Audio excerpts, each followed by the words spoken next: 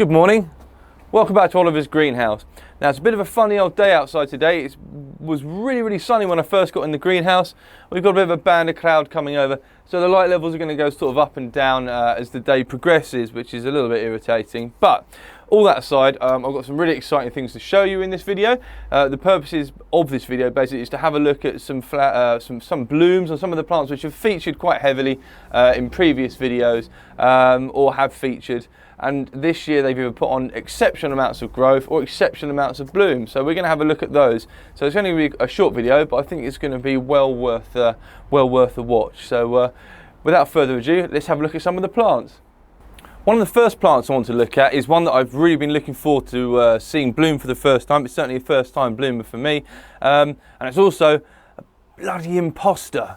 Another one. So I've been scammed again by sneaky orchid sellers, but unfortunately that just seems to be the nature of the beast. The more time I spend purchasing plants and dealing with other people who grow orchids, the more apparent that this is an ongoing issue, especially online. So but all that aside, what has arrived or has bloomed so I can finally ID it is something really awesome. So this is supposed to be Pluritalis shidi. It's not. It's Pluritalis megalops, big lip. It's really cool. So hopefully I can get enough light. We'll wait for a cloud to go so we can have a good look at it.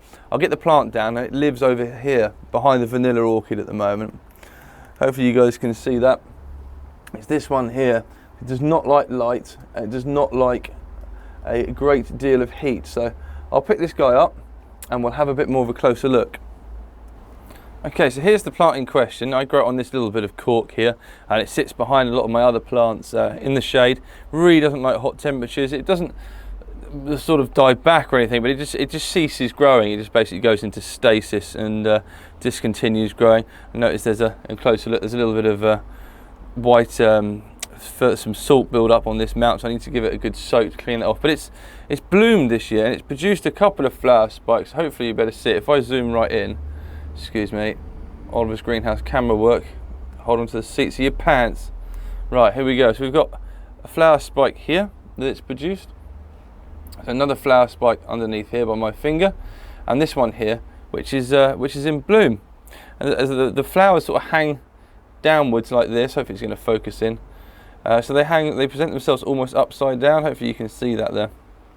And if I turn it up the right way, so we can have a look, we can see where it gets its name from, because it's got this very unusual shape. That's actually backwards. That's looking at the back of it. Let's try and get this the right way around. Hang on a minute, tricky fella.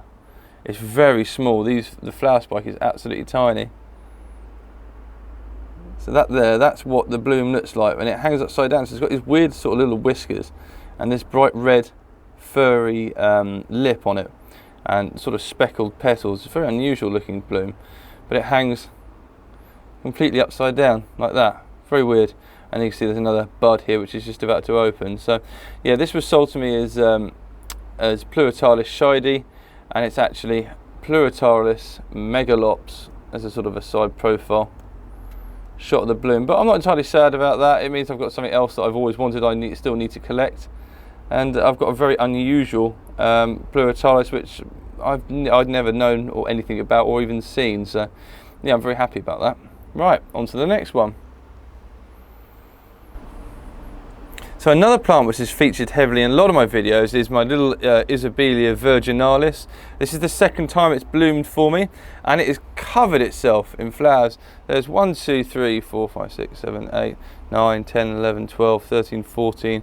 There's about 16 flowers open on it at the moment, and there's a few buds as well which still need to develop, and they're absolutely stunning. I love this weird, crazy miniature orchid. I've always fancied one and was lucky enough to get hold of one about 1.5 years ago. So if we zoom in, we'll be able to take a closer look up at the craziness of this little tiny orchid. So it's got these really weird sort of hairs with these hairy sheaths which surround the pseudobulbs, and then out of these hairy sheaths emerge these little white mousy sort of like mouse resembling flowers. And it's growing quite a profuse grower. I find it grows really rapidly, producing sort of like maybe 2 new pseudo bulbs every sort of month and a half, maybe. It really grows very quickly in my conditions.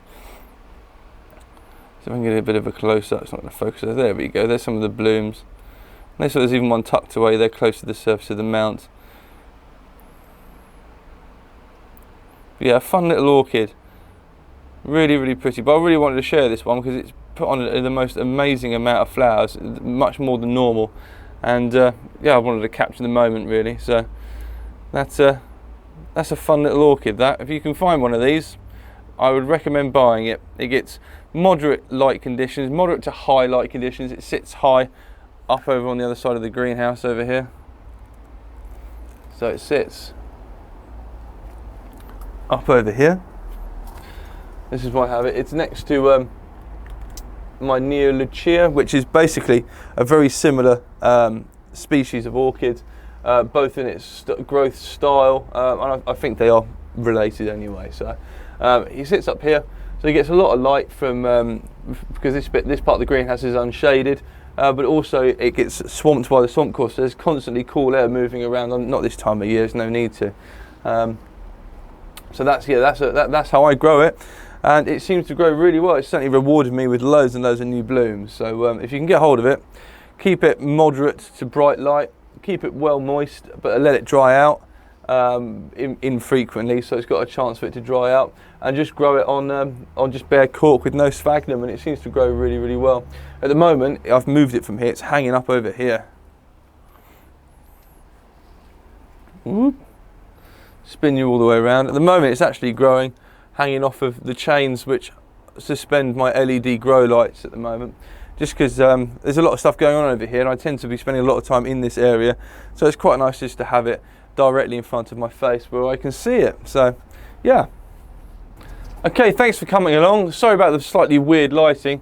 Typically as soon as you start recording, the world's largest cloud encompasses the whole of the south of England, so I apologise for that, but I really hope you enjoyed having a look at some of these little miniature orchids. These are ones that, some new bloomers and some re-bloomers, and they're just, I think they're fantastic. You know, I like miniature orchids, especially weird ones. I just wanted to share that with you, so hopefully you enjoyed that. Got some other really, really cool orchids which are going to be in bloom soon. I've got some flower spikes, echinolabiums in flower again. Looks like it's producing another flower bud as well. I think it's a machine, a smelly, horrible machine, like a dust cart, of the orchid world. So there's lots of cool stuff coming up. As and when I've got the time, I'll get you guys in here and we'll have a look at stuff as and when it opens. So thanks again for watching. Make sure you stay tuned for another episode, and see you next time on Oliver's Greenhouse.